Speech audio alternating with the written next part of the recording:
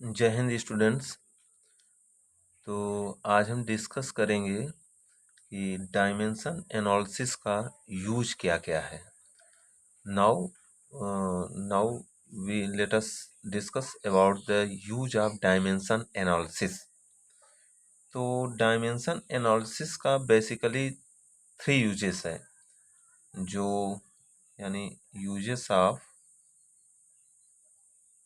Dimension analysis. तो जो पहला यूज है वो, हम कोई दिया गया कोई इक्वेशन है उसको हम चेक कर सकते हैं with the help of dimension the given equation are correct और नॉट। इक्वेशन सही है या गलत है, इसका यूज हम कर सकते हैं, यानी करेक्टनेस ऑफ इक्वेशन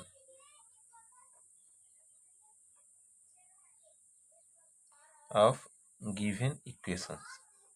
तो दिया गया इक्वेशन करेक्ट है कि नहीं, ये डायमेंशन की मदद से हम प्रूफ कर सकते हैं इक्वेशन सही है या गलत। जैसे for example f equal to m a, अगर ये इक्वेशन दिया गया है तो क्या ये इक्वेशन सही है कि नहीं, ये हम डायमेंशन की मदद से यूज करके हम फाइंड कर सकते हैं कि इक्वेशन सही है कि गलत है। वो कैसे?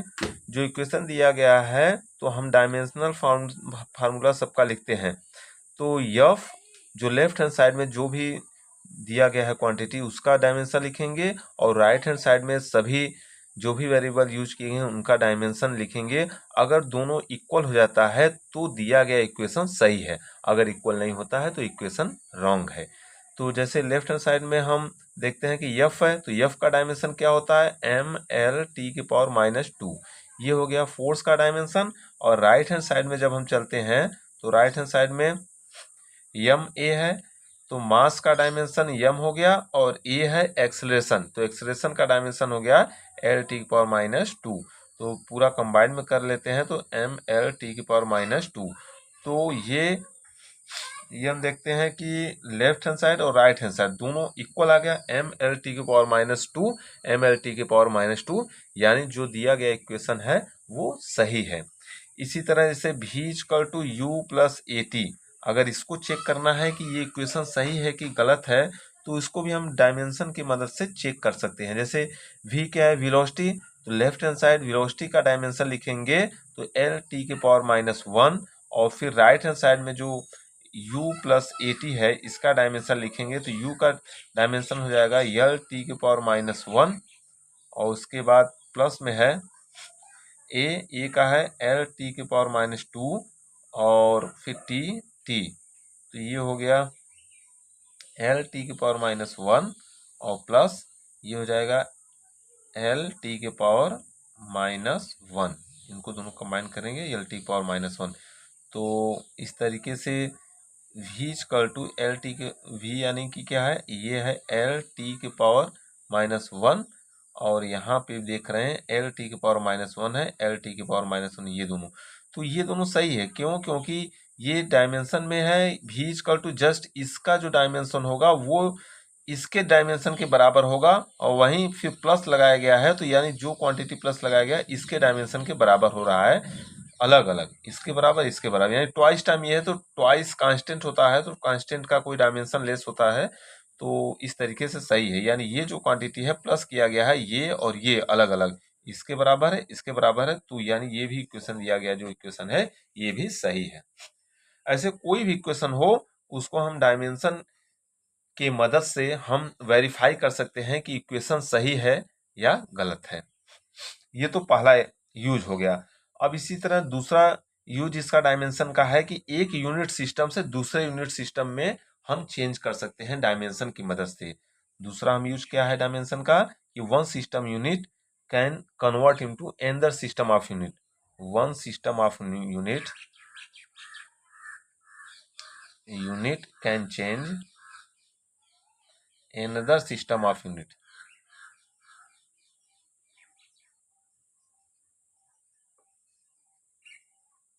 with the help of dimension।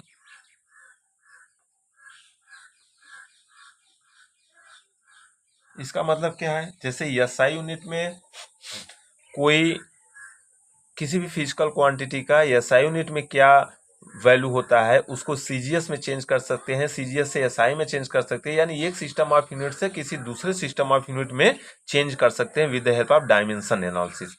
For example, जैसे फोर्स का एसआई यूनिट होता है फोर्स का एसआई यूनिट है न्यूटन। अगर उसको हमें चेंज करना है सीजीएस यूनिट में, तो सीजीएस यूनिट में डाइंस होता है, तो हम कह सकते हैं कि एक न्यूटन में कितना डाइंस होता है, how many dynes are in 1 newton. तो इसको हम इस डायमेंशन एनालिसिस से हम फाइंड आउट कर सकते हैं। जैसे एग्जांपल है कि 1 newton equal to how many dynes, तो एक न्यूटन में कितने डाइन होते हैं, इसको हम प्रूफ कर सकते हैं। तो फॉर्मूला क्या होता है, n1u1 equal to n2u2, n1u1 equal to n2u2। थोड़ा सा बैक साइड में अगर हम देखेंगे तो जैसे n जो है वो यूनिवर्सली प्रोपोर्शनल टू 1/u होता है। जैसे 1 मीटर इक्वल टू 100 सेंटीमीटर। ये फॉर्मूला कैसे है इसको हम बता दे रहे हैं। 1 मीटर इक्वल टू 100 सेंटीमीटर। तो ये जो वैल्यू है ये यूनिट है, ये न्यूमेरिकल वैल्यू है। तो न्यूमेरिकल वैल्यू यहाँ से 1 से 100 हो गया। न्यूमेरिकल वैल्यू अगर बढ़ रहा है तो ये मीटर था, इसके बाद ये सेंटीमीटर हो गया। मीटर बड़ा है, सेंटीमीटर छोटा है। तो ये छोटा था, ये बड़ा, दूसरे में चेंज किए हैं तो ये बड़ा हो गया क्वांटिटी, ये मीटर था, ये छोटा हो गया। यानी एक को बड़ा कर रहे हैं तो दूसरा छोटा करना पड़ा है, और यहाँ एक को छोटा कर रहे हैं तो दूसरा बड़ा करना पड़ रहा है।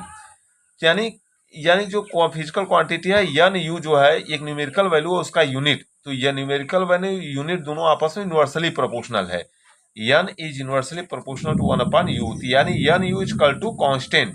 तो कांस्टेंट का मतलब होगा n1u1 इक्वल टू n2u2। तो इसी से फॉर्मूला से ये बनाया गया है n1u1 इक्वल टू n2u2। माने एक न्यूमेरिकल वैल्यू उसी के करस्पॉन्डिंग यूनिट, और दूसरा न्यूमेरिकल वैल्यू कितना आएगा उसके करस्पॉन्डिंग यूनिट। तो हमें क्या करना है, एक न्यूटन, एन का वैल्यू 1 रखेंगे, और न्यूटन एसआई यूनिट यहाँ पर रखेंगे, और डाइंस में n2 का वैल्यू कितना होगा, और यहाँ पर सीजीएस यूनिट है फोर्स का u2 डाइंस। तो इसको देखिए इसको कैसे हम वेरीफाई करते हैं। तो एक और फोर्स का एसआई यूनिट होता है एल टी के पावर m एल टी के पावर -2 इक्वल टू n2, यही पूछ रहा है कितना होगा। और सीजीएस यूनिट में जैसे यम है, फोर्स का एसआई यूनिट होता है यम यल टी के पावर -2। तो यानी एसआई में यम क्या है, मीटर में है, और यम1 यल1 टी1 पावर -2 यम2 यहाँ सपोज कर देते हैं जो वैल्यू आएगा सीजीएस में यम2 यल2 और टी2 के पावर -2। तो यम2 का वैल्यू यहाँ पे वेरीफाई करना है, तो यम2 का वैल्यू हो जाएगा 1 से मल्टीप्लाई है तो यम1 अपान यम2, और ये पावर है इसको इस तरफ भेज दे रहे हैं n2, और इन सारे वैल्यू को इस तरफ जब भेजेंगे तो m1 अपान m2 पावर 1 है तो 1 हो गया। और यल में देखते हैं l1 अपान l2 और पावर 1 है 1 हो जाएगा। और टी में देखते हैं तो t1 अपान t2 हो जाएगा, और पावर जो है -2, t1 अपान t2 पावर -2, ये वैल्यू हो गया। अब n2 निकालेंगे तो n1 इंटू से मल्टीप्लाई है, तो n1 का वैल्यू यहाँ पर 1 है, 1 न्यूटन है, तो 1 इंटू, अब ये है m1 l1 t1, ये जो है SI यूनिट था, और यहाँ सीजीएस यूनिट है। तो SI यूनिट में मास को किलोग्राम होता है, और सीजीएस में करना है यानी ग्राम में करना है, मास को ग्राम में, और लेंथ है मीटर में जो था इसको सेंटीमीटर में कन्वर्ट करना है, सीजीएस में करना है। टाइम को सेकेंड, टाइम सीजीएस में या एसआई में सब जगह सेकेंड ही यूनिट होता है। तो ऊपर सभी एमकेएस सिस्टम है, इसको चेंज करना है सीजीएस में। तो एमकेएस में हमें क्या क्या यूज किए थे, मास, लेंथ और टाइम। तो मास को एमकेएस में केजी, लेंथ को मीटर, टाइम को सेकेंड। अब इसको कन्वर्ट करना है सीजीएस यूनिट में। तो मास का सीजीएस यूनिट ग्राम, और यहाँ पर मीटर है उसका सीजीएस यूनिट करेंगे तो सेंटीमीटर, सेकेंड सभी में सेकेंड, टाइम का सेम ही यूनिट होता है हर वैल्यू में। तो इस तरीके से इक्वेशन हो गया। तो m2 का वैल्यू निकालेंगे तो 1। अब केजी को फिर हमको सब जितनी भी वैल्यू है सबको सीजीएस में हिलाना है। तो केजी को 1 kg इक्वल टू 1000 ग्राम, और यहाँ पे ग्राम, सबको एसआई में, सबको सीजीएस में कन्वर्ट कर देंगे। तो 1 metre equal to 100 centimetre upon centimetre, और सेकेंड का 1 कैंसिल हो गया, 1 हो गया, तो ग्राम से ग्राम कैंसिल, सेंटीमीटर से सेंटीमीटर कैंसिल, तो ये इक्वल टू आ गया 1 इंटू 10 के पावर, ये है 3 और ये 2, 3 और 2 5 डाइन्स। तो ये इसका मतलब 1 न्यूटन में कितने डाइन्स होते हैं, तो 1 newton equal to 1 into 10 power 5 dynes. 1 newton था, 1 न्यूटन, तो जैसे n1 u1 बराबर n2 टू n, और जो न्यूमेरिकल वैल्यू n है उसका यूनिट दोनों यूनिवर्सली प्रोपोर्शनल है। एक यहाँ पर आया है, यानी उल्टा, यहाँ छोटा होगा तो ये क्वांटिटी बड़ी होगी, और जो आया है अगर ये बड़ी हो जाएगी तो ये क्वांटिटी छोटी होगी। देखिए इसी टाइप से आया, ये जब क्वांटिटी 1 न्यूटन था, यहाँ ये न्यूमेरिकल वैल्यू बहुत बड़ा आ गया, 10.5 हो गया, तो ये वैल्यू जो है छोटा होगा, वहाँ न्यूटन में था, यहाँ डाइन्स में हो गया। तो एक सिस्टम ऑफ यूनिट से दूसरे सिस्टम ऑफ यूनिट में डायमेंशन की मदद से हम निकाल सकते हैं। जैसे एक और एग्जांपल ले सकते हैं कि जैसे वर्क का एसआई यूनिट जूल होता है, इसको सीजीएस में अर्ग होता है, तो 1 जूल इक्वल टू 10 पावर 7 अर्ग। इसको भी सेम प्रोसेस से n1 u1 equal to n2 u2 से हम निकाल सकते हैं। तो दो चीज यूज हम लोगों ने डायमेंशन एनालिसिस का किया।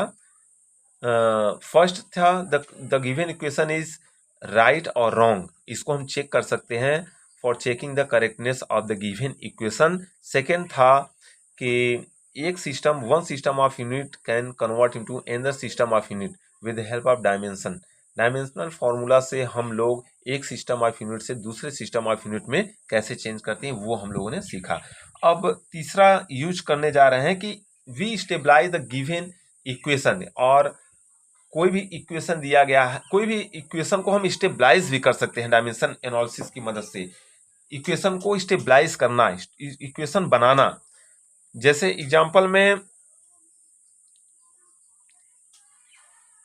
इक्वेशन को हम लोग कैसे बना सकते हैं।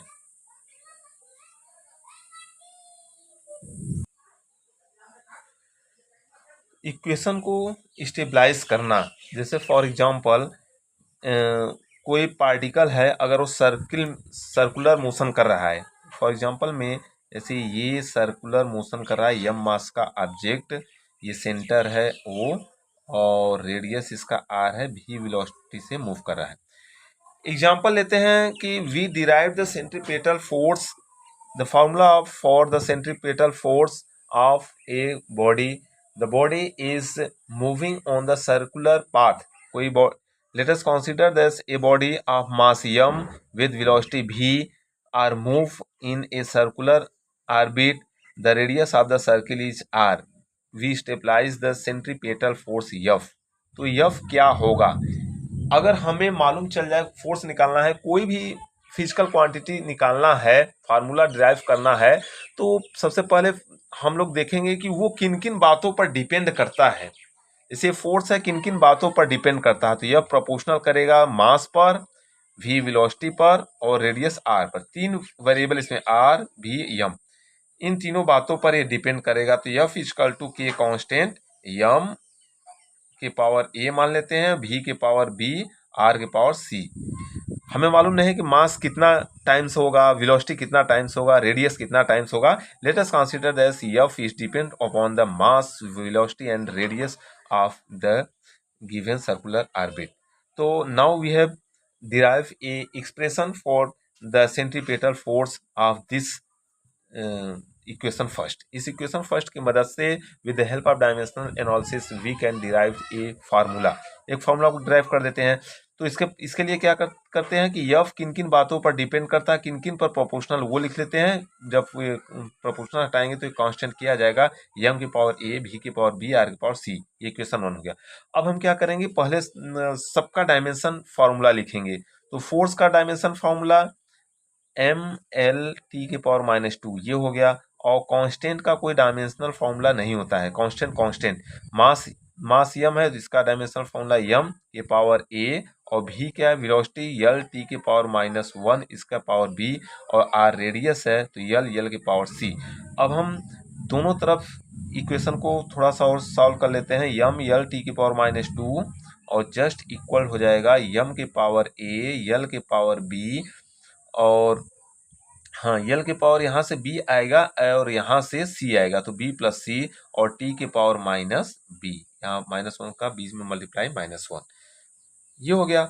अब हम दोनों तरफ इक्वेशन को कंपेयर करेंगे। ऑन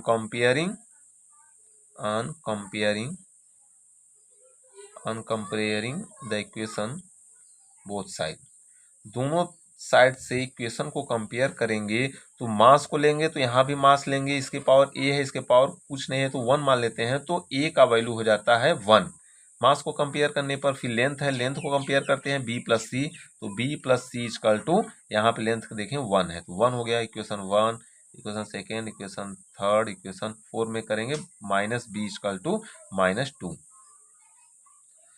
दोनों तरफ जो भी वेरिएबल दिए गए हैं सबको आपस में कंपेयर करते हैं तो हमें मिलता है, जब मास को कंपेयर करेंगे तो पावर मास इक्वल है तो पावर इक्वल हो जाएंगे, तो इनके power a equal to 1, b plus c equal to 1 और -b इक्वल टू -2, तो ये कैंसिल हो गया, b का वैल्यू 2 आ गया यहाँ से। अब b का वैल्यू यहाँ पर 2 रखेंगे तो 2 प्लस सी इक्वल टू 1, तो implies that c equal to 1 -2 यानी -1, c का वैल्यू -1, a का वैल्यू 1। अब इन सब वैल्यू को इक्वेशन 1 में सब्स्टिट्यूट कर देते हैं तो f इक्वल टू के एम के पावर ए का मतलब 1 और v के पावर b का वैल्यू है 2 और r के पावर c का वैल्यू है -1, यानी के एम भी स्क्वायर अपान आर, के कांस्टेंट है इसका वैल्यू अगर 1 रख देते हैं तो f इक्वल टू एम भी स्क्वायर अपान आर, ये आ जाता है सेंट्रीपेटल फोर्स का फार्मूला। कोई बॉडी किसी सर्कुलर ऑर्बिट पे मूव कर रही है तो सेंटर की तरफ towards the centre a force apply, उस फोर्स को सेंट्रीपेटल फोर्स कहा जाता है। उसका वैल्यू क्या होता है, उसका फार्मूला क्या होता है, ये डायमेंशनल एनालिसिस की मदद से हम लोगों ने ये फार्मूला डिराइव किया, F equal to m v square upon r. तो इस तरीके से डायमेंशन एनालिसिस का तीन तरह का यूज है, बेसिकली 3 यूज है। पहला correctness of the given equation, equation दिया हुआ इक्वेशन सही है कि गलत है उसको चेक कर सकते हैं। We convert one system of unit to another system of unit, how हम लोग कैसे एक सिस्टम ऑफ यूनिट से दूसरे सिस्टम ऑफ यूनिट में कैसे चेंज कर सकते हैं, उसको भी स्टेबलाइज किया। इसके बाद वी स्टेबलाइज कोई इक्वेशन को है, हम लोग कैसे इक्वेशन को स्टेबलाइज करते हैं उसको भी, ये फार्मूला कैसे डिराइव कर सकते हैं उसको भी हम लोगों ने सीखा। तो ये है यूज ऑफ डायमेंशनल एनालिसिस।